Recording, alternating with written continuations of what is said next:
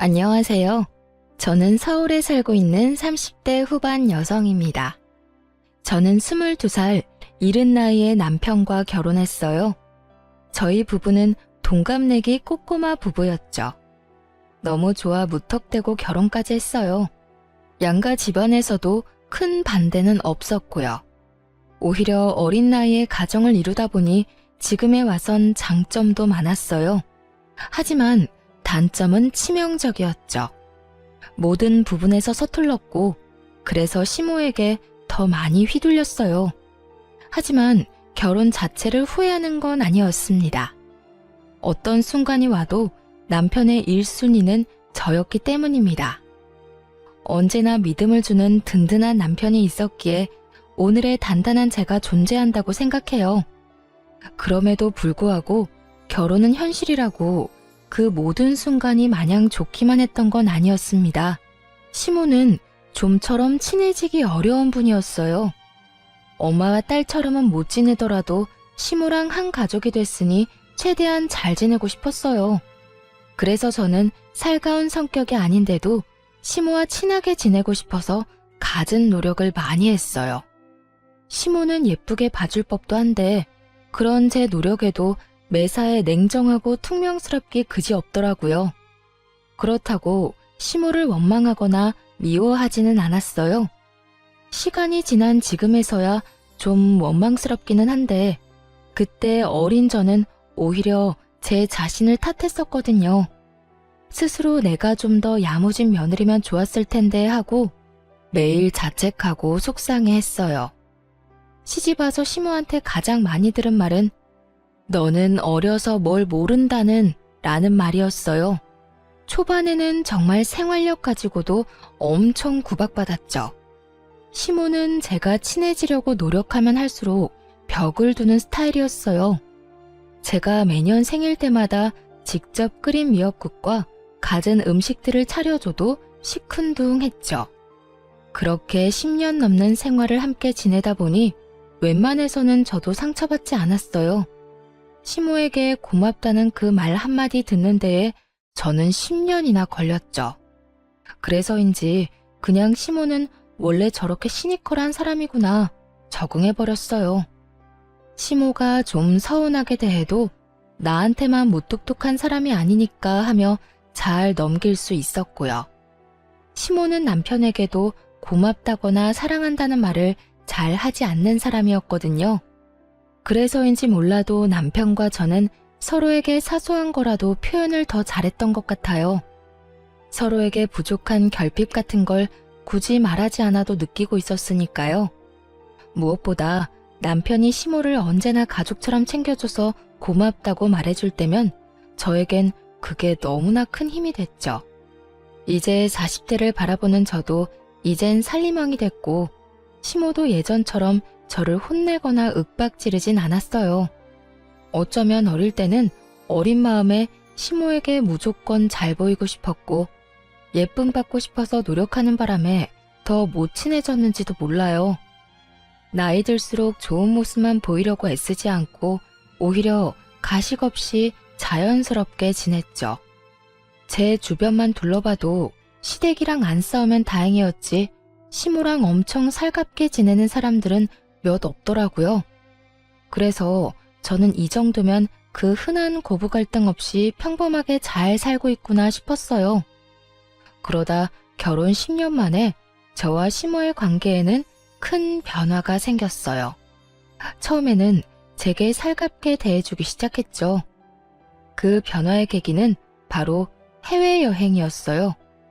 저희 부부는 사는 게 빠듯해서 신혼여행 이후로 해외여행은 따로 가보지 못했어요. 가까운 국내 여행도 마음 먹고 가도 아주 짧게 1박 2일 정도 다녔죠. 그래서 저희는 결혼 10주년 기념으로 해외여행을 계획했어요. 그런데 저는 이왕 떠나는 거 양가 부모님도 함께 모시고 여행 가고 싶더라고요.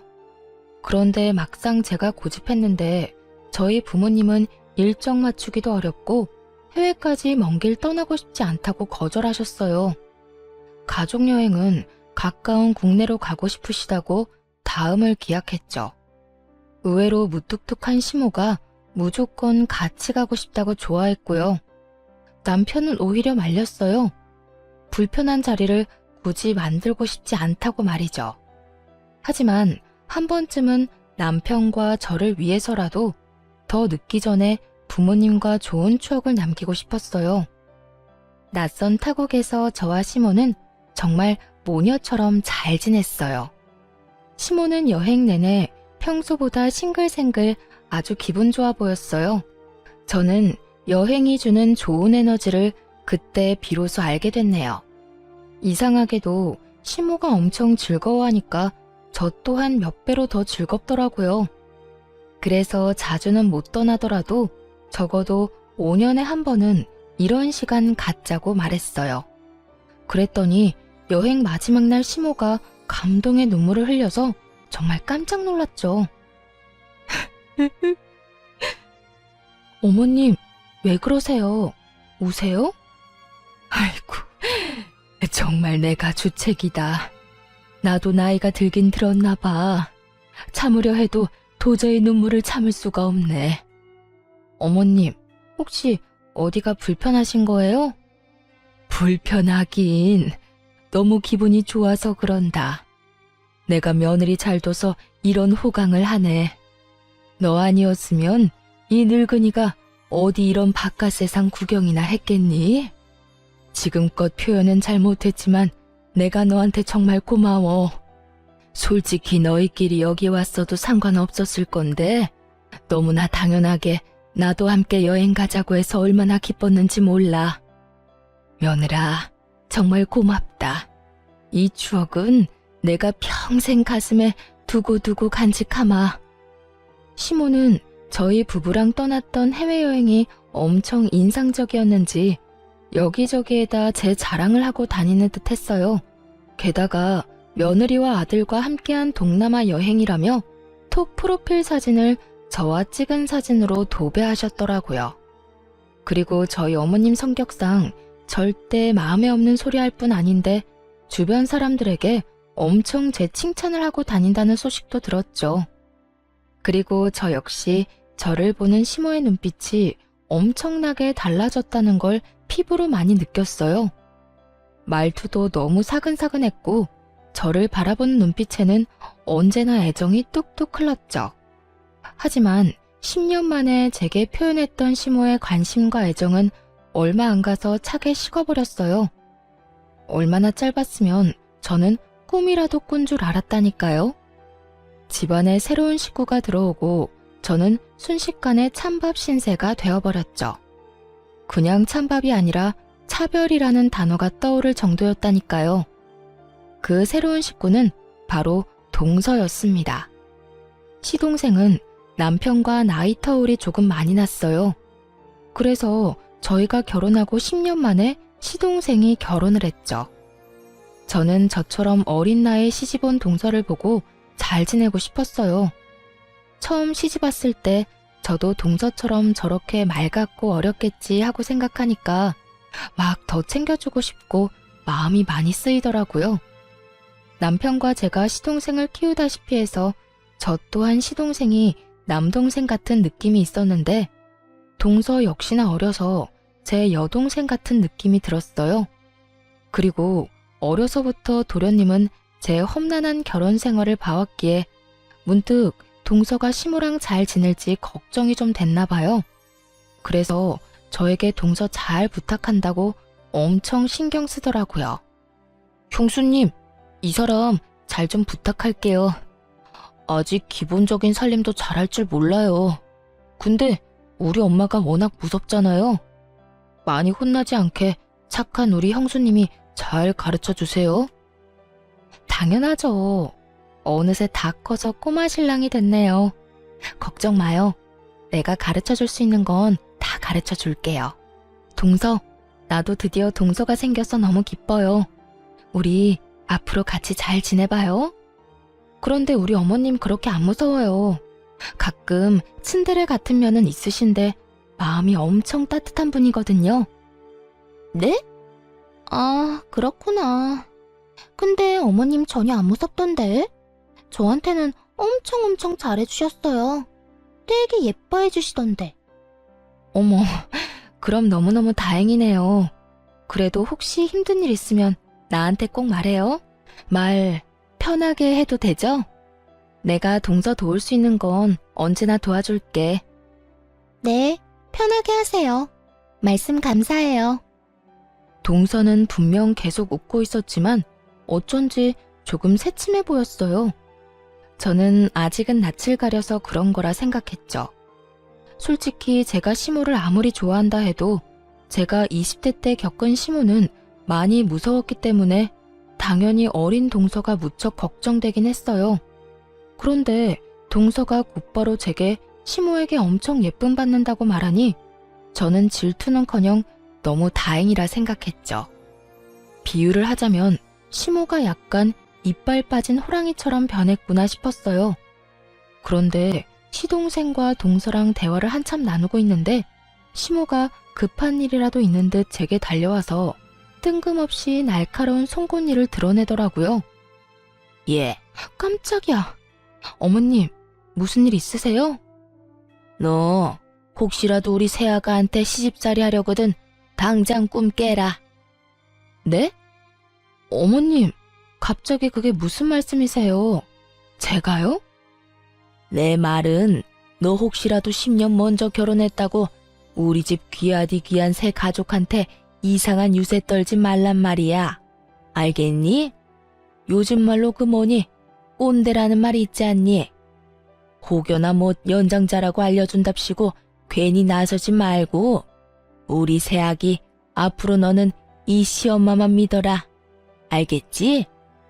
농담이라 하기에 시모의 말은 너무 따끔했고 그 표정은 저를 잡아먹을 듯 으르렁거렸어요. 저는 그 상황이 당황스러우면서도 동서 앞이니 민망하더라고요.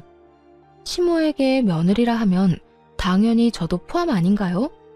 그런데 시모는 저는 마치 며느리가 아닌 것처럼 동서에게만 우리 귀한 며느리라 칭하면서 뜬금없이 제게 경고장을 날렸어요. 누가 보면 제가 동서한테 시집살이라도 하는 줄 알겠더군요. 엄마, 뭐 잘못 드셨어요? 갑자기 흥분해서 왜 그래? 우리 형수님이 그럴 사람이야? 너는 이 녀석아, 네 형수 편 들기 전에 새애기나 잘 챙겨. 다행히 그 상황이 저만 당황스러운 건 아니었나 봐요. 시동생 역시 황당하다는 듯 흥분한 시모를 뜯어말렸죠. 하지만 시모는 아랑곳하지 않고 침을 튀겨가며 제게 말했어요. 어린 동서가 혹시라도 마음고생하지 않게끔 눈치 주지 말고 잘 챙기라고요. 제게 신신당부하는 시모를 보는데 썩 기분이 좋지는 않았어요. 맹세코 동서를 미워하거나 그럴 마음 전혀 없었는데 괜히 시모가 동서 앞에서 이상한 소리 하니까 마음이 확 상했죠. 그런데 동서의 말에 저는 한 번 더 충격을 받았어요. 어머님 짱! 제 편 들어주셔서 감사해요. 저 너무 든든한 거 있죠? 아유, 예뻐라. 어쩜 저렇게 애교가 흘러넘칠까? 색이 너 보면 안 좋았던 기분도 다 좋아져. 분명 그 상황에서 동서가 할 적절한 말이 아니잖아요. 그냥 어려서 그런 거겠지 넘어가기엔 동서의 반응이 너무 이상하고 찝찝했어요. 게다가 동서는 그 상황을 즐기고 있는 듯한 얼굴이었죠. 하지만 갓 결혼한 서방님이 엄마에 이어서 너까지 눈치 없이 굴지 말라며 새색시인 동서를 혼내는 바람에 저도 따로 말은 덧붙이지 않았네요. 대신 어머님께는 참지 않고 말했어요. 아, 그러니까 어머님 말씀은 어머님이 저한테 그러셨던 것처럼 하지 말라는 거죠? 뭐? 걱정 마세요. 저는 워낙 누구한테 미운 말은 못하는 성격이라서요. 시모는 제 말 듣고 입을 꾹 다물더라고요. 얼굴 보니까 본인이 어떻게 행동했었는지 머릿속으로 막 떠올리는 듯 했어요. 동서는 둘째치고 갑자기 제가 시모한테 왜 미운 털이 박힌 건지 집에 가서 나름대로 그 상황을 분석해보려 했어요. 분명 여행 후에 사이가 좋아졌다고 생각했는데 갑자기 저에게 적대적인 시모를 보면서 제가 모르는 어떤 이유가 있을지 모르겠다 싶었죠. 저도 모르게 무슨 실수를 한 건 아닐까 생각했는데 아무리 생각해도 이유를 찾을 수 없었어요. 그래서 한동안 시댁에 발길 딱 끊었어요. 그게 제가 유일하게 할 수 있는 표현이었죠. 10년 동안 시모에게 아무리 혼나도 시댁에 안 가겠다는 말은 해본 적 없는 저였거든요. 남편에게 시댁에 혼자 다녀오라고 하니까 아니나 다를까 저희 남편 엄청 놀라더군요. 당신 혹시 엄마랑 무슨 일 있어? 그게... 아니야, 별일 없었어. 나 좀 피곤해서. 오늘은 그냥 당신 혼자 어머님 댁 다녀올래? 그래, 푹 쉬고 있어. 그 대신 무슨 일 있으면 나한테 꼭 말하기다. 알겠어. 남편이 무슨 일 있냐고 묻는데 딱히 꼬집어서 말할 게 없더라고요. 아니, 어머님이 나를 갑자기 이유 없이 미워하는 것 같고 새로운 동서는 나를 별로 안 좋아하는 것 같다고 말하기엔 너무 유치하고 제 주장을 뒷받침할 만한 것도 없잖아요. 그래서 답답하지만 아무런 말도 못하고 그냥 넘어갔어요. 저희 남편은 눈치가 빨라서 혹시 나중에라도 무슨 일이 있으면 마음에 담아두지 말고 꼭 얘기하라고 신신당부했죠. 저는 정말 그게 제 자격지심이거나 오해라면 시간이 해결해주겠지 생각했어요. 조금 시간이 지나고 저는 제 마음이 괜찮아졌을 때 시댁에 갔어요. 시모와 동서는 제게 나쁜 의도가 없었는데 제가 그날 좀 많이 예민했던 걸 수도 있는 거니까요. 하지만 그동안 제가 혼자 생각한 게 저의 확대 해석이 아니라는 걸 시댁 가서 확실히 알았네요. 시모와 동서는 이제 대놓고 저를 배제하더군요. 둘은 저를 두고 눈길 한번 말 한마디 안 걸었어요. 그러고 둘이서 주말에 같이 쇼핑 가자, 데이트하자는 둥 둘만 하는 이야기만 계속했죠. 애초에 낄 생각도 없었지만 너무 티나게 저를 무시하는 덕분에 저는 그 자리에 없는 투명인간이라도 된 듯 했습니다. 어머님, 이번 주에 또 백화점 갈까요? 엄청 맛있는 디저트 집이 새로 오픈했대요. 그래? 네가 가고 싶으면 내가 같이 가야지. 역시 어머님 최고. 그럼 저번에 먹었던 솥밥 먼저 먹고 그 다음에는 후식으로 디저트 먹으러 갈까요? 아무렴, 우리 아가 너 하고 싶은 대로 다 해라. 난 네가 좋으면 다 좋아. 요즘 너 때문에 내가 웃는다. 내 친구들이 다 부러워해. 며느리랑 친한 친구처럼 잘 지낸다고 말이야.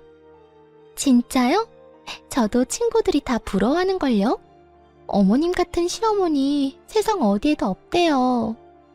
아이고, 참 말도 예쁘게 하지. 오랜만에 얼굴 본 저에게는 너 왔냐고 대충 말하더니 동서에게만 대놓고 친근함을 표시했어요. 저는 그냥 생각에 잠겨서 묵묵히 설거지만 했습니다. 설거지만 하고 금방 나가야지 생각했어요. 사실 설거지도 내팽개치고 집에 갔으면 됐는데 세월과 습관이 참 무섭더라고요. 저도 모르게 습관처럼 아무 생각 없이 고무장갑을 꼈거든요. 내가 딸이 없어서 그동안 외로웠어. 아들 둘만 있으니까 얼마나 삭막했는지 몰라. 이제 수연이가 내 딸 되어주는 거다. 저를 옆에 두고 대놓고 동서에게만 딸 어쩌고 하는데 솔직히 저도 사람인지라 너무 서럽더라고요. 제가 동서 나이 때 시모랑 친하게 지내려고 노력하면 땡 하고 찬바람 불었던 시모였으니까요. 그리고 얼마 전까지는 저한테 딸 어쩌고 했던 시모라서 그 심경의 변화가 궁금했어요. 그래서 저는 설거지를 급하게 끝내고 어머님 옆에 일부러 앉았어요. 이후로 시댁에 다시 안 온다고 해도 쌓인 서러움은 다 토해내고 싶었죠. 어머님, 저 조금 서운하라고 해요. 저는요? 저도 좀 껴주세요. 정말 10년 동안 저는 아무런 힘이 안 됐어요. 저번에 여행 다녀와서는 저보고 딸 같은 며느리라고 하셨었잖아요. 시모에게 대놓고 서운한 마음을 내비쳤는데 시모가 말로 제 가슴에 비수를 꽂더라고요. 어머, 너는 갑자기 징그럽게 왜 붓고 그러냐? 나이 어린 동서 앞에서 창피함도 모르고. 으이그, 저리 좀 가라. 왜 옆에 앉아서는. 그리고 그건 여행 가서 잠시 기분 좋아서 그랬던 거지. 시모는 기겁하며 저를 온몸으로 피했어요. 여행 보내줘서 고맙다고 평생 가슴에 간직하겠다며 울었던 사람은 도대체 어디 갔는지 모르겠더라고요. 저는 이제 더 이상의 노력은 하지 않아야겠다 생각했어요. 잘 지내보려는 내 노력들 다 부질없는 거였구나 싶었고요. 항상 나만 진심이었구나. 아주 머리를 세게 맞은 듯 얼얼한데 그때 구박받는 저를 보고 동서가 푹 하고 웃음이 터지는 게 아니겠어요? 그 순간 동서가 어찌나 얄미웠는지 몰라요. 열받아서 한마디 하려는데 급하게 동서 데리고 자리를 뜨는 시모 때문에 뭐라 말도 못했어요. 그래서 저는 되도록 이런저런 핑계를 대며 만날 기회를 피했어요. 신경 끄고 안 보는 게 최선이라고 생각했거든요. 그냥 저희 남편 한 사람만 바라보면서 둘이 오붓하게 잘 살기로 마음먹었어요. 그런데 시모는 그런 제 마음을 아는지 모르는지 어쩌다 한 번씩 만나는데도 그때마다 제 마음에 어떻게든 생채기를 내려고 작정한 사람 같았어요. 굳이 저와 동서를 비교하면서 저를 깎아내리려 했거든요. 시모가 좀 냉정하고 까칠했어도 그렇게까지 모질게 구는 사람은 아니었는데 나이 들어서 노망이라도 든 건지 도대체 왜 저러나 싶었죠. 시부 제사를 지내러 간 날 저는 분통을 터뜨리고야 말았어요. 실은 저 말고 남편이 먼저 시모의 차별에 터졌네요. 아버님 제사라서 저희 부부 나름 최대한 일찍 온 거였는데 시모는 동서랑 거의 다 했다며 투덜거렸어요. 남편은 10년 동안 제가 다 했는데 고작 오늘 한 번으로 너무 그러지 말라고 시모에게 말했죠. 그래서 좀 잠잠해지나 했더니 아니나 다를까 시모는 가만히 있지 않았어요. 우리 장남이 어린 나이에 공무원 합격한 건 정말 잘된 일이야. 하지만 아무것도 모르는 어린 나이에 조건도 안 보고 아무나 하고 일찍 결혼하는 바람에 우리 집이 좀 기우는 느낌이 들었었지. 그런데 이제 새 애기라도 우리 집 균형을 맞춰줘서 다행이야. 역시 집안에 며느리가 잘 들어와야 하는 법이야. 나는 우리 새아가 덕에 요즘 살맛이 난다. 결혼할 때도 누구는 텅텅 빈손으로 아무것도 안 해왔지만 우리 아가는 명품 가방부터 시작해서 바리바리 싸들고 왔었지. 시모는 모두가 있는 자리에서 이런 말을 얼굴색 하나 바뀌지 않고 했어요. 시동생이 없었던 터라 동서도 대놓고 그러는 시모에게 좀 놀랐는지 저와 제 남편 눈치를 봤어요. 남편은 처음 보는 시모의 날것인 모습에 꽤나 당황한 듯 했죠. 하지만 제가 아무런 반응을 안 하니까 남편은 금방 이 상황이 처음이 아니란 걸 눈치챈 듯 했어요. 엄마, 지금 이 사람도 있는데 무슨 말씀을 그렇게 하세요? 그건 엄마 아들인 나도 모욕 주는 말이에요. 내가 뭘? 넌 어디 밥상머리에서 엄마한테 큰 소리냐? 아니 어디 내가 틀린 말 했냐? 그렇잖아. 네가 훨씬 아깝잖아. 다 쓰러져가는 식당이나 하는 옆에 내 여식 말고 우리 새애기처럼 든든한 부모 밑에서 넉넉하게 자란 애 만났으면 너도 팔자 진작 폈겠지. 엄마, 그때 당시 나는 뭐 볼 거 있었다고 그렇게 말씀하세요. 나 우리 집 어린 가장에 뭐 볼 거 있었다고요. 이 사람은 평범하기라도 했지만 나는 평범한 수준도 아니었어요. 보잘것없는 집안의 가장에 불과했었다고요. 넌 이 녀석아 나란 일하는 공무원이잖아. 어딜 감히 너랑 쟤를 비교해? 제발요. 그놈의 공무원 타령 좀 그만하실 수 없으세요? 남편은 아내인 제 편을 드는 것도 있었지만요. 본인 스스로가 시모에게 제일 듣기 힘들어하는 말이 바로 공무원인 내 아들이 최고다 라는 말이었어요. 남편에게는 그럴 만한 사정이 있었거든요. 뭐? 근데 이놈이 오늘따라 왜 이렇게 날카로워? 공무원 합격하기가 어디 쉽냐? 두고 봐. 난 내 무덤까지 가서 그 얘기할 거다. 그렇게 자랑스러운 일을 왜 입막음 하니? 너 설마 결혼한 지 이렇게 오래됐는데 아직 네 부인한테 잡혀 사는 거야? 예, 네가 말해봐라. 네가 네 서방 잡는 거야? 왜 내가 내 아들 칭찬도 마음대로 못하니? 어머님, 저한테 묻지 마세요. 어머님 아들이니까 아들 마음 저보다 잘 아실 거잖아요. 근데 이게? 엄마, 진짜 왜 이러세요? 내가 만약 이 사람한테 잡혀 살았으면 그때 엄마 모시고 다 같이 해외여행이나 갔다 왔겠어요?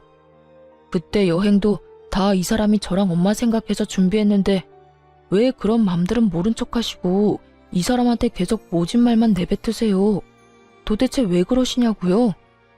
어머머, 정말 여행 한번 갔다 온 거 가지고 엄청 우려먹는구나. 넌 신랑 앞세워서 이사달 만드니까 좋아? 그깟 해외여행 딱 한 번 가지고 말이야. 엄마, 정말 마지막으로 말씀드리는데 더 이상 후회할 행동하지 마세요. 내가 쟤한테 뭐가 아쉬워서 후회를 해? 참나. 저 사람한테 막대하는 거 저 더 이상 못 참아요. 아무리 엄마라 해도요. 대화가 안 통하는 시모의 남편은 감정을 주체하지 못해서 먼저 가보겠다며 뛰쳐나갔어요. 사실 남편이 제 팔목 잡고 나가려는데 제가 침착하게 할 말이 있다고 남편 먼저 보내고 남았어요. 저도 저지만 이제 남편의 상황을 말해줄 때가 됐다고 생각했거든요.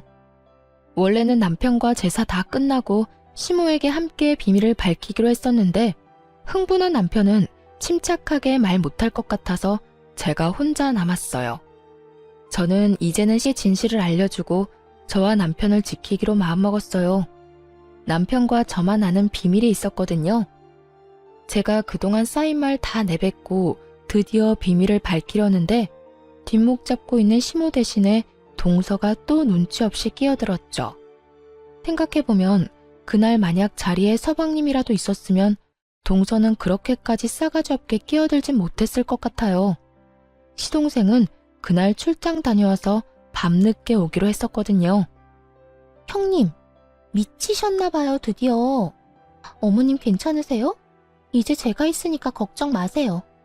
제가 보기엔 어머님 잘못 하나도 없는걸요? 아니 형님, 이렇게 중간에서 모자 사이를 이간질하면 어떡해요? 아주버님은 10년이나 같이 살았는데 형님 본 모습을 아직도 모르시나 봐요. 아이고, 우리 새끼 말 잘한다. 시모는 나서서 자기 편드는 동서를 두둔했어요. 동서는 저번 일로 제게 앙심을 품었는지 아주 눈에 도끼가 피어오르더라고요. 저는 그래서 이번에야말로 동서에게도 따끔하게 제대로 경고해둬야겠다 싶었어요. 그때는 제가 너무 순한 맛으로 굴었으니까요. 동서야말로 뭐 하는 거야 지금? 네? 제가 뭘요? 내가 이간질을 언제 뭘 어떻게 했는데? 내가 납득할 수 있게 내가 이간질한 거 당장 다 말해봐. 그렇잖아요. 어머님이 저 예뻐하니까 질투하고 괜히 남편 앞세워서 어머님 곤란하게 만든 거 아니에요? 말 함부로 하지 마, 동서. 내가 질투했다고?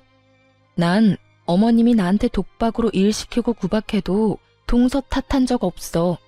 오히려 매번 이런 식으로 중간에서 이간질하는 건 동서 쪽 아니야? 아무것도 모르는 척 해맑은 척 하지만 누구보다 다투는 상황 즐기고 있는 것 같아. 매번 묘하게 웃고 있잖아. 아까도 말이야. 어머님이 나 무안 주실 때 입꼬리 올라가더라. 동서는 지금 그런 상황들이 웃겨? 소름 끼치니까 제발 그 표정이라도 숨겨주라. 만약 나였더라면 적어도 내가 끼어있는 입장이었다면 말이야. 화해를 도모하려고 노력은 못하더라도 이렇게 이간질은 안 했을 거야. 형님, 제가 언제 웃었다고 그래요? 제가 시원하게 일침 날리자 동서는 전곡을 찔린 것처럼 어버버거리더군요. 그도 그럴 것이 제가 맞는 말만 하니까 꽤나 당황했나 봐요.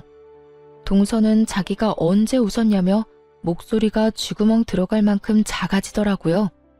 그래서 저는 활용점정으로 그들에게 제대로 된 이간질을 한 걸 알려주기로 마음먹었어요. 설마 내가 저번에 동서 편 안 들어줬다고 이러는 건 아니지? 어머님, 동서가 그러더군요. 세상에 딸 같은 며느리는 없다고요. 며느리는 며느리래요. 그러니까 어머님도 동서 좀 쉬게 주말에 전화 좀 그만하세요. 오죽했으면 사이 좋지도 않은 저한테 힘들다고 하소연했겠어요? 그게... 어머님, 그런 거 아니에요. 아니, 형님, 그걸 지금 여기서 왜 말해요? 그게 정말이냐? 아니 언제는 네가 먼저 주말마다 보자며. 어머님, 그게 아니라요. 아니, 저도 제 시간이라는 게 있잖아요. 너무 자주 연락 주시니까. 기가 막혀서 그래서 겨우 네 형님한테 내 뒷담화 했냐? 저는 동서에게 더 이상 까불지 말라는 눈빛을 쏘아주고 시모에게도 인사도 없이 시댁을 나왔어요. 흥분한 나머지 결국 남편의 이야기는 꺼내지도 못하고 나와버렸죠. 남편이 말하지 못했던 속사정을 여러분께 지금부터 알려드릴게요. 남편은 늘 저와 친정 부모님께 받기만 했다며 미안해했어요. 그런데 시모는 대놓고 제게 모질게 구니까 죄스러워했죠. 남편이 저를 사랑하기도 하지만 그러는 데에는 커다란 이유가 있었어요. 저는 평범한 가정에서 자랐어요. 부모님께서는 오랫동안 한자리에서 식당하는 자영업자이셨죠. 남편과 저는 연애하다가 이른 나이에 사랑만 보고 결혼했어요. 준비 없이 한 결혼이라 저와 남편은 당시에 가진 게 정말 없었죠. 두 몸뚱이와 달마다 받는 각자의 월급이 재산의 전부였어요. 저희는 사회초년생들이었기에 정말 밑바닥부터 시작했죠. 심지어 남편은 시댁의 장남이자 가장이었으니까 더 힘들어했어요. 그럴 때마다 친정에서 크게는 못 도와줘도 항상 살림에 보태라고 가게 식재료 나눠주시고 했어요. 시모는 예단도 제대로 안 해온 집안이라고 저희 집을 비난했지만 남편은 저희 숨통 트이게 해준 게 저희 친정 부모님이라고 생각하고 있었죠. 사실 남편은 시댁 가족들 몰래 공무원을 그만두고 저희 친정 부모님이랑 같이 일하고 있는 상태였어요. 남편 성격에 자기는 친정에 도움받고 있는데 시모는 저를 이유 없이 구박만 하니까 아마 속이 아주 터졌을 거예요. 몇 해 전부터 공무원인 남편의 무기력증은 심해졌어요. 오랫동안 우울감을 토로해서 제가 먼저 일 그만두라 했죠. 공무원 그만두면 당장 뭐 먹고 사냐며 불안해하는 남편에게 저는 애가 없으니 둘이서 어떻게든 먹고 살지 않겠냐며 괜찮다 다독였어요. 남편이 공무원으로 일할 때 정신과도 여러 곳 다녀봤지만 계속 괴로워했었거든요. 그도 그럴 것이 남편의 직장에 계속해서 마찰하는 상사가 있는 듯 했어요. 남편은 선택권 없이 고등학교 졸업하자마자 대학 대신 공무원 시험을 택했어요. 갑자기 시부가 돌아가시고 어린 동생과 엄마를 책임져야 했으니까요. 늘 어깨가 무거웠던 남편은 어린 나이에 공무원 시험 합격해서 지금까지 군말 없이 일했어요. 그래서 얼마나 스트레스가 많았을지 저로서는 가늠도 안 갔죠. 그런 남편의 사정을 알았기에 저는 혹여나 남편을 잃을 수도 있겠다 겁도 났던 것 같아요. 그래서 자신 있게 공무원 그만두라고 했어요. 결혼하고 남편 호봉 충분히 올랐을 때 저는 회사를 그만둬서 전업주부였지만 10주년 가족 여행도 남편을 위해 비용을 제가 다 낸 거였어요. 주부인 제가 그 큰 돈이 어디서 났는지 궁금하시죠? 바로 부모님 김치 공장에서 일을 하면서 벌었어요. 친정 부모님은 남편만 괜찮으면 같이 일하자고 제안하셨죠. 저희 부부는 친정 부모님 덕에 위기를 기회로 바꿀 수 있었습니다. 부모님 평범하게 식당 한다고 했는데 갑자기 웬 김치 공장인지 궁금하시죠? 사실 부모님 식당 단골 손님 중에 엄마 김치 맛에 빠진 사람이 있었거든요. 정말 수년 동안 엄마께 제발 식당 접고 김치 사업 좀 같이 하자고 설득했대요. 엄마는 처음에는 사기꾼인 줄 알아서 듣는 둥 마는 둥 하셨어요. 자기 김치보다 맛있는 집이 널렸는데 어디서 사기치려고 매번 저러는지 모르겠다고 경계하신 거죠. 그러다 코로나 시기를 겪으면서 식당은 좀처럼 회복되지 않았어요. 발길이 끊긴 단골들이 많았는데 변함없이 찾아오는 단골 중 한 명이 그 투자자였어요. 결국 부모님은 그 사람을 믿어보기로 하셨고 김치 사업 열어서 1년 만에 대박이 난 거죠. 시모는 장남이 공무원이라는 사실에 무척 심취해 있는 사람이었고 만에 하나라도 그만두면 큰일 날 것처럼 굴었어요. 그래서 저희는 좀 자리 잡을 때까지 남편 퇴직한 거 비밀로 하기로 했어요. 시모 모르게 친정 부모님이랑 같이 일한 지 벌써 1년이 다 되어갔죠. 그래서 전보다 여유로워진 저희는 시모가 살고 있는 전셋집도 차차 사들이자고 했었어요. 그런데 시모가 하는 행동 보니 저는 단 한 푼도 주기 싫었고 아무것도 해주기 싫었죠. 남편 역시 제사 이후에 저와 같은 입장이었어요. 동서는 대학 졸업 후 평범한 취업 준비생이었는데 시동생을 만나 결혼부터 하게 된 케이스예요. 취준생이라 모아둔 돈은 없어도 동서의 집이 잘 사는 집이었는지 결혼 예단을 무척 잘해왔나 봐요. 시모가 갑자기 제게 그러는 이유를 남편이 추측했는데 아마 동서의 집안에 홀려 시모가 동서를 엄청 예뻐하고 저와 차별하는 듯 했죠. 그래서 저는 물론이고 남편 역시 시댁에 가기를 거부했어요. 시모의 차별에 저보다 더 분노하는 남편이었거든요. 엄마가 어떻게 그래? 그동안 당신이 어떻게 했는데? 미안해 여보. 솔직히 여보, 나 가식적으로 괜찮다는 말은 못하겠어. 그런데 그렇다고 이게 당신이 미안해할 일은 절대 아니야. 어머님이 나한테 상처 줬는데 당신이 왜 미안해해? 그리고 엄청 못된 남편이었으면 구박받아도 무조건 시댁 가라고 했을 텐데 당신은 나한테 단 한 번도 그런 적 없잖아. 당신 다시는 우리 엄마 집 안 가도 돼. 나 앞으로 엄마 얼굴 안 보고 살아도 된다고. 솔직히 나도 엄마 얼굴 보기 싫은데 당신은 오죽하겠어? 엄마가 당신한테 그러는 건 나한테 그러는 거랑 똑같아. 그랬더니 시모는 아들 통 얼굴 못 봐서 아쉬웠는지 제게 연락을 취하더군요. 혹시 우리 장남한테 무슨 일이 있냐? 동네 전화도 안 받고 얼굴 안 본 지도 오래됐고. 아니 너라도 나서서 나한테 연락해서 내 아들 소식 전해주고 해야지. 이건 뭐 며느리인지 남인지 모르겠구나. 어머님이 먼저 저한테 남보다 못하게 대하셨으니까요. 어떻게 그때 그런 일 있었는데 사과 한마디 없이 아무 일 없었다는 듣고세요? 어머님이 저를 대놓고 미워하는데 남편 마음은 괜찮겠어요? 저 이제 어머님 전화 와도 안 받을 거예요. 이만 끊겠습니다.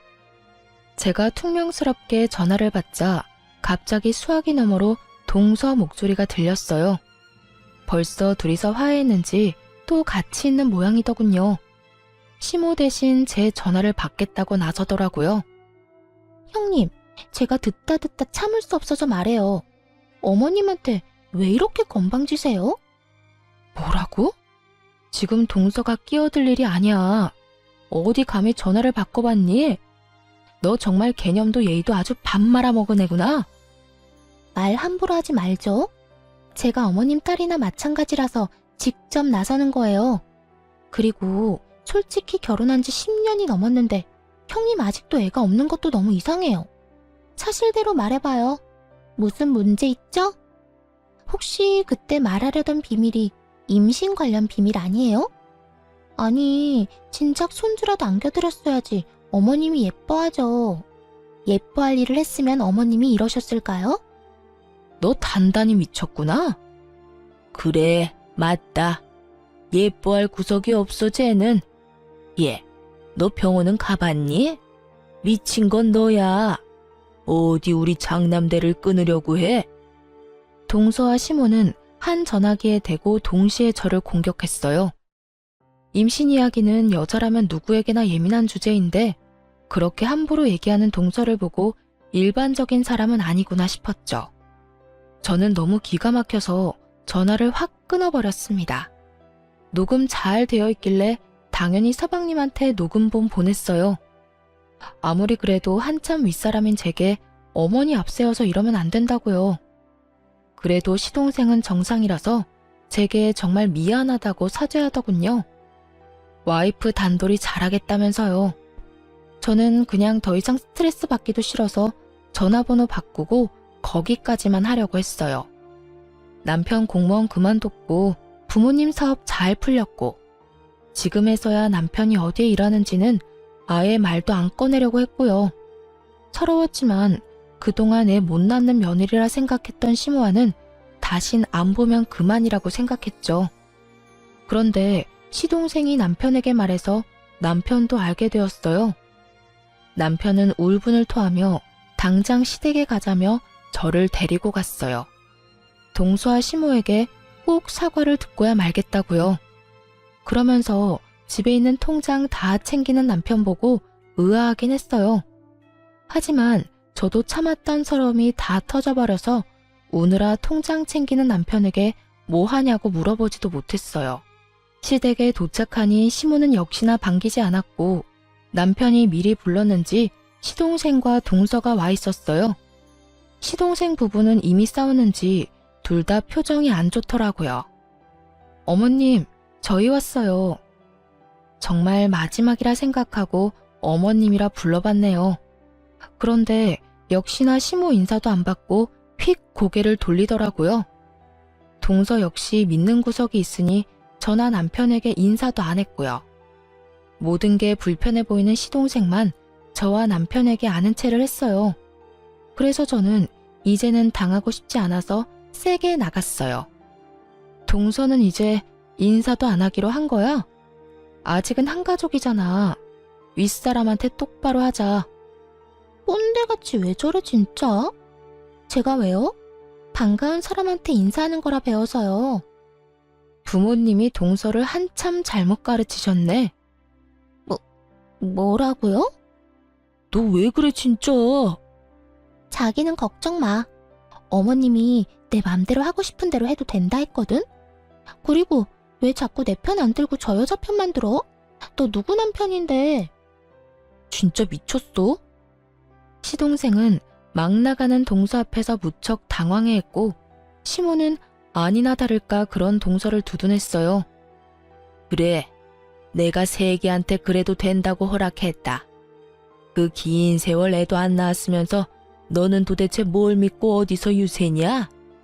네가 그동안 내 아들 나란 일할 때 한 게 뭐냐? 집에서 밥만 축내고 말이야. 우리 가문의 대를 이을 사람은 우리 새애기 뿐이야. 너는 가망이 없잖니? 남편은 시모의 막말에도 동서의 시건방짐에도 전처럼 흥분하지 않았어요. 저도 피가 차게 식었지만 남편이 손을 잡길래 더 이상 나서지 않고 가만히 있었어요. 엄마, 고정하시고 제가 긴히 드릴 말씀이 있어서 왔어요. 엄마 전셋집 말이에요.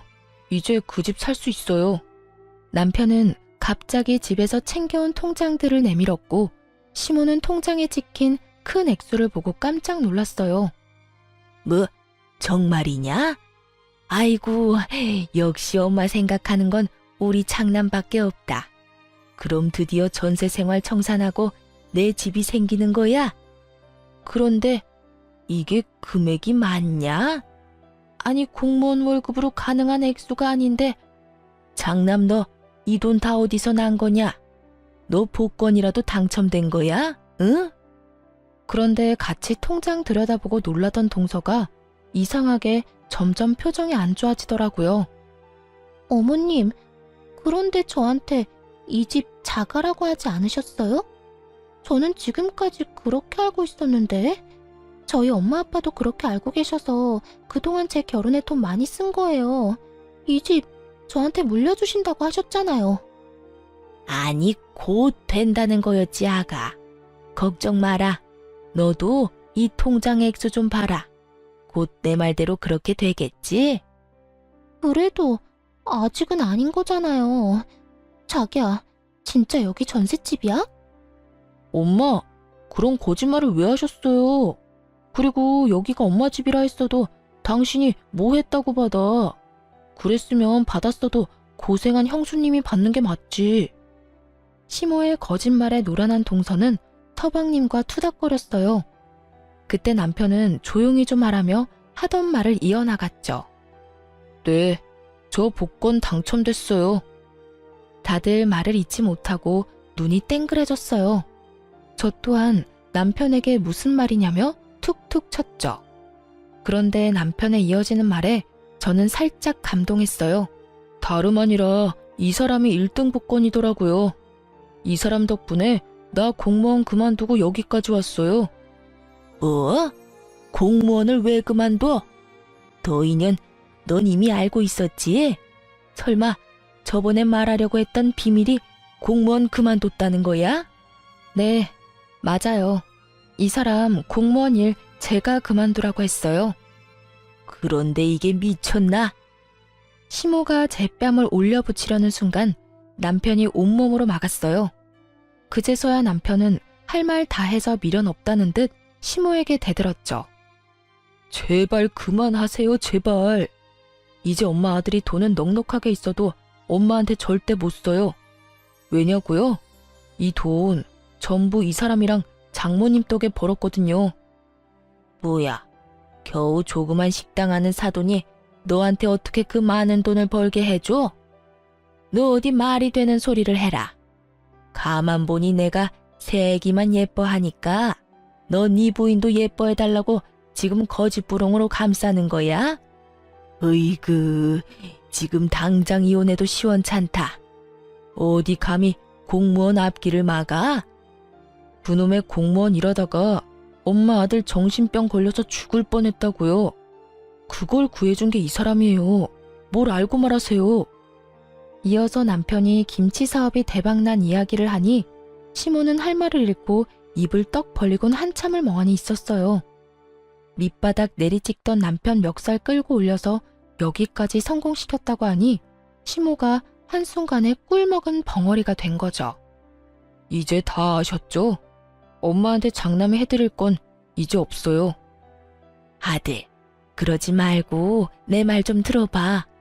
엄마가 잘못했다, 응? 예, 아가. 그동안 많이 서운했지? 내가 잠시 심술 부린 거야.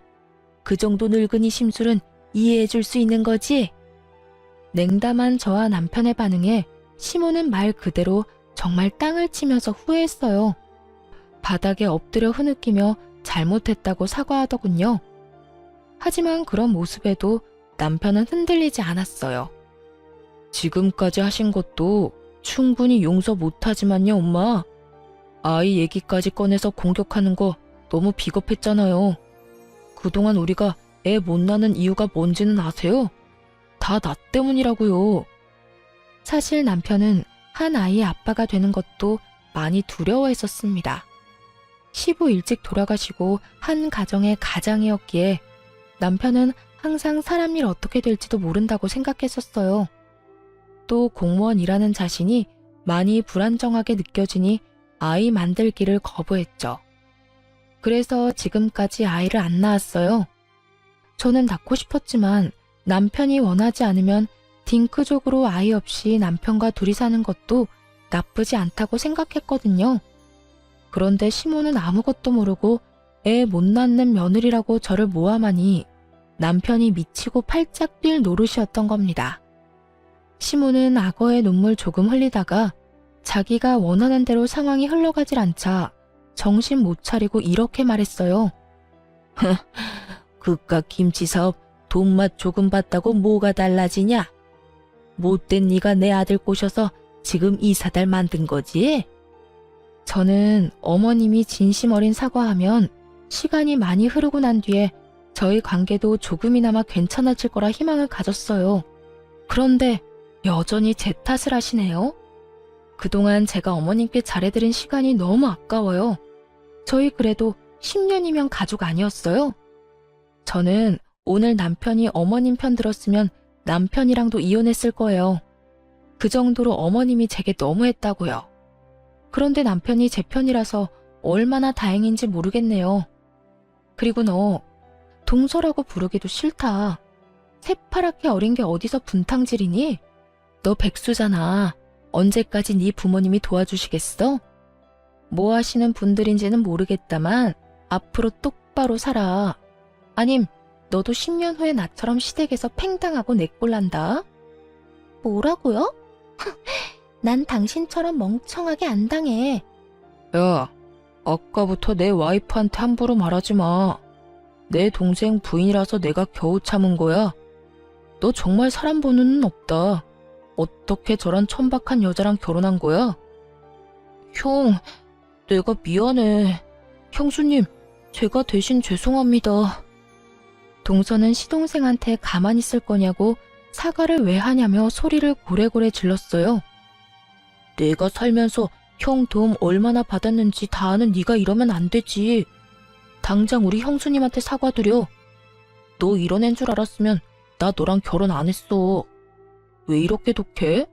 우리 엄마한테 배운 거야? 자기 정말로 미쳤어? 내가 사과를 왜 해? 가만히 있지 말고 어머님이 말해봐요. 저 어머님만 믿었다가 이렇게 바보 됐잖아요. 그리고 왜 거짓말했어요? 집 자가라며. 이제는 장남한테 팽당해서 집도 못 사겠네요. 저한테 뭐 다른 거 주실 건 있으세요? 네? 아니 근데 너는 왜 이렇게 끼어들 자리 구분을 못하니? 언제는 다 내 맘대로 하라면서요. 동서는 차가운 시동생의 반응에 울컥했는지 시모에게 달려들어서 왜 거짓말했냐며 따져 물었어요. 그런 동서를 보고 시동생은 안 되겠다 싶었는지 거칠게 끌고 시댁을 나섰어요. 시모는 나가는 순간까지 발악하는 동서를 보고 어디 저 싹수노란 게 버릇없이 날뛴다며 욕을 퍼부었어요. 그러면서 다시 은근슬쩍 저희 부부에게 기대려 했죠. 하지만 저희는 냉담하게 끊어내고 시댁을 나섰습니다. 남편은 끝낼 때 똑바로 끝내야 한다며 시모의 전셋집, 이번 전세 계약이 끝나면 알아서 살 집 구하시라고 선언했죠. 아니 갑자기 그게 무슨 소리야? 집도 안 사주고 전셋집 계약도 안 해주면 난 어디서 살라는 거야? 그동안 편히 사셨잖아요. 저는 아들돌이 다 했어요. 복지센터 가서 수급자 집 알아보시던가요. 그렇게 못해. 내가 왜? 그 전셋집 이 사람이랑 저 없는 돈 모아서 같이 구해드린 거예요. 좀 더 나은 환경에서 지내셨으면서 무리해서 구해드린 거라고요. 이 사람 마지막으로 퇴직할 때 퇴직금 보탠 건데 온갖 미움받고 구박받은 시어머니한테 그걸 줄 순 없잖아요. 뭐라고? 아이고, 난 그런 줄도 모르고. 아가, 미안하다. 정말 미안해. 시모가 제 바짓가랑이 잡는데 하나도 불쌍하지 않았어요.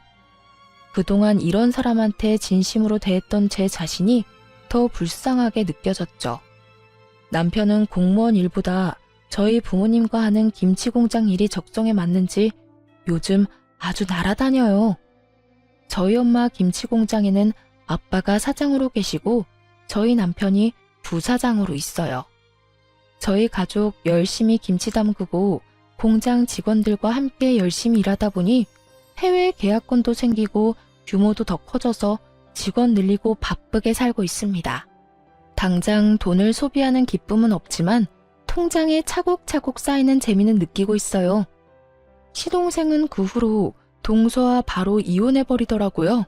동서라는 여자는 시동생의 이혼 선언에 엄청 울면서 붙잡았대요.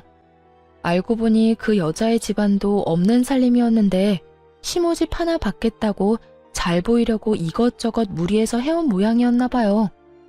시동생에게 들어보니 결국 이혼했는데 나중에 시모에게 준 거 다 내놓으라고 그 여자애와 그 집안 사람들이 찾아와서 한바탕 뒤집어 놨다네요. 시모는 자기 아들 이혼남 만들었으면서 어디 나대냐고 여자의 머리채 잡았다고 합니다. 재산 쥐뿔도 없는 집안인 거 뒤늦게 알고 시모도 엄청 분노했다고 하네요. 결국 시모는 받았던 예단도 다 빼앗기고 전셋집도 없어져서 한순간에 빈털터리가 됐어요. 아쉬울 게 많은 시모는 뒤늦게 저희 남편에게 얼굴 좀 보고 지내자며 다시 예전처럼 지내고 싶다고 찾아왔어요. 저희 부부가 전화번호를 바꿨는데 시동생이 바뀐 번호도 안 가르쳐줬다면서요. 엄마, 2번 다시는 저 찾아오지 마세요. 제가 후회할 일 만들지 말라고 했잖아요. 몇 번이나 그만하라고 애원할 때는 안 들으시더니 저까지 이혼남 만들고 싶으면 이렇게 또 찾아오시고요. 오늘 이후로 엄마 얼굴 보이는 순간 저 공장이고 결혼 생활이고 다 포기하고 이 사람이랑 이혼 후에 엄마한테 갈 거니까 그렇게 하세요. 그럼 난 엄마 옆에서 아르바이트나 하면서 평생 살아야죠. 시모는 그 말에 엄청 충격받았는지 더 이상 남편에게 매달리기를 포기하고 시동생이랑 그저 조용히 살고 있습니다. 따지고 보면 제일 잘못 없는 시동생만 벌받고 있는 것 같네요. 착한 시동생은 이혼하고도 시모를 버리지 않고 모셨어요. 자기가 버리면 결국 형이 엄마를 모셔야 할 테니 자기가 모시겠다고요. 그리고 이렇게 말해줬어요. 형수, 형, 둘만 생각하고 행복하게 살아요. 엄마는 내가 알아서 할게요. 그동안 내가 2사람한테 받은 게 있잖아요. 저와 남편은 요즘 웃음이 끊이질 않아요. 스트레스였던 것들이 다 사라져서 그런지 남편은 예전처럼 약을 먹지 않아도 잠을 잘 자요. 저는 남들보다 조금 늦은 나이지만 자연 임신까지 성공했답니다. 마음의 건강을 되찾은 남편은 더 이상 아이를 가지는 것에 대한 두려움도 없어요. 임신했다고 하니 기뻐하면서도 늦은 나이에 아이를 갖게 해서 제게 너무 미안하다고 울더군요. 요즘 부부의 문제가 아닌 걸로 고부 갈등으로 이혼하는 사람들도 많잖아요. 하지만 저는 아무리 고부 갈등이 심해도 남편이 중심을 잘 잡아준다면 그 결혼은 깨지지 않을 수 있다고 충고해주고 싶어요. 제가 직접 겪어봤으니까요. 저도 만약 저를 지탱해주는 남편이 없었다면 저희 아기를 만날 수 없었겠죠? 그럼 여러분, 제가 부디 건강히 출산할 수 있도록 축복해 주시길 바랍니다. 지금까지 제 긴 사연 함께 들어주셔서 감사합니다.